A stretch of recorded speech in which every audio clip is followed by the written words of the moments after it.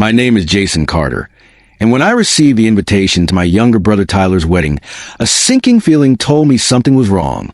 Growing up, Tyler and I never had an easy relationship. Our parents always shielded him. No matter how many times he messed up, while I was expected to hold everything together, stay silent, and be the bigger person. Despite my doubts, I decided to attend the wedding. Family, after all, is family. But what unfolded at that event changed our family forever. A year ago, I lost my wife, Emily, the love of my life. She was brilliant, beautiful, and fiercely independent, having built a thriving business from nothing. Her death left me shattered, and attending Tyler's wedding was the last thing on my mind. Still, I hoped it might be a chance to mend our strained relationship. Little did I know, Tyler had other plans. Tyler was always the baby of the family, even into adulthood.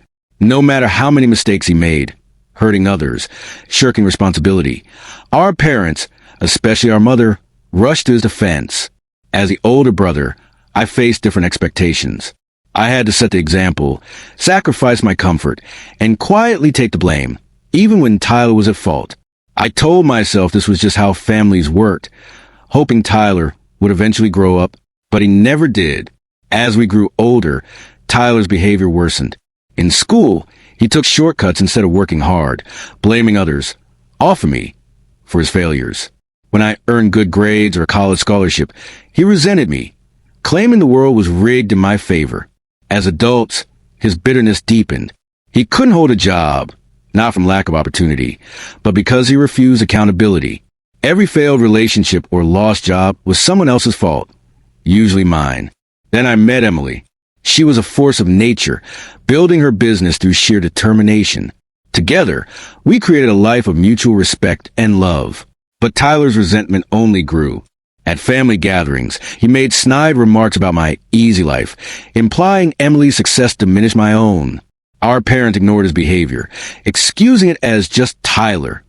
When Emily fell ill and passed away, Tyler showed no empathy. Instead, he hinted at her business's value, suggesting he could help if I shared the wealth. Emily had warned me about him, seeing through his entitlement in a way our parents never did. When I arrived at Tyler's wedding, something felt off.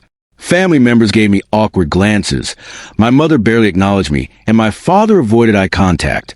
I brushed it off, convincing myself I was overreacting. The ceremony was beautiful. Tyler looked happy beside his radiant bride, Megan. For a moment, I dared to hope he had matured, that this could be a new chapter for us all. That hope shattered at the reception. Tyler grabbed the microphone, his smile smug. "Family is everything," he began, his eyes locking onto mine. "Some people forget that family means sharing success, not hoarding it." The crowd murmured in confusion as he dropped his bombshell. Before Emily passed, she told me she was leaving me part of her business.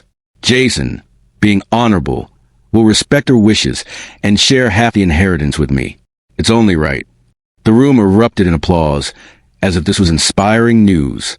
I sat frozen, betrayal hitting me like a tidal wave. Megan looked confused, clearly unaware of Tyler's plan. My mother clapped enthusiastically, while my father stared at the table. It was a setup. Tyler had orchestrated this to pressure me publicly, but I was ready. My gut had warned me, and I brought Emily's legal documents. Standing slowly, I pulled out the papers. "That's interesting, Tyler, because Emily's will and contract say otherwise." The room fell silent. "They explicitly state she left you nothing." Tyler's smirk vanished. "That's not true," he shouted. I raised my hand, cutting him off. "When did Emily tell you this? Because unless you spoke to her after her death, that conversation never happened." I pulled out my phone and played a recording of Emily's voice, made months before her passing. "Jason, if Tyler tries to claim anything after I'm gone, don't let him manipulate you. He'll do whatever it takes to get what he thinks he deserves. Stay strong." The room gasped. Tyler's face drained of color, and Megan stared at him in disbelief. The atmosphere shifted from joy to shock. Megan, her voice trembling, spoke up. "Tyler, you told me Emily wanted you to have a share because she felt guilty. Were you lying to me, too?" Before he could respond, she addressed the crowd. "Tyler took a $50,000 loan from my savings last year, promising it was a guaranteed investment. Now, I have $143 left." She held up her phone, showing her bank balance. The crowd gasped again. It all clicked. Tyler had gambled Megan's savings, counting on me to hand over Emily's legacy to cover his losses. His scheme wasn't just greedy, it was cruel. I clenched my fists, anger rising. You never intended to earn anything, did you? You expected me to bail you out again. Tyler's defiance flared. You didn't earn it either. You married into money. His words stung, but I kept my voice steady. Emily earned every cent through hard work, something you'll never understand. I pulled out my phone again, showing a police report. Your creditors have filed fraud charges, Tyler. Your investments were illegal. You're under investigation.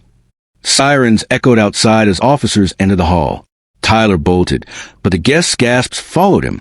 My mother screamed, rushing to his defense, but my father held her back, finally seeing the truth. Tyler did this to himself. I said firmly, I'm done protecting him. The reception dissolved into chaos. Guests whispered, my mother sobbed, and Megan stood resolute, vowing to file charges. My father, for the first time, stood firm, refusing to shield Tyler. It's time we stop making excuses, he said quietly. In the weeks that followed, Tyler faced legal consequences. My mother struggled to accept reality, but my father and I began honest conversations, confronting years of toxic dynamics. Megan, devastated but determined, started rebuilding her life. I felt no triumph, only relief. Exposing Tyler's lies freed us from decades of manipulation. Emily's strength guided me through this. She taught me that love doesn't mean tolerating betrayal. It demands accountability and boundaries. Standing up to Tyler was painful but liberating. I realized I had carried undeserved guilt for years, conditioned to feel responsible for his failures. Now I was free. I share this story because family conflict and betrayal are more common than we admit. If you're carrying burdens from toxic relationships, know that your worth isn't defined by others' expectations.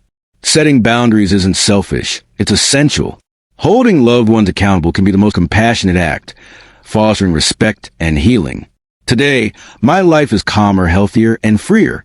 Tyler's choices are no longer my burden. Our family may never fully recover, but the truth has given us a chance to heal. If this resonates, share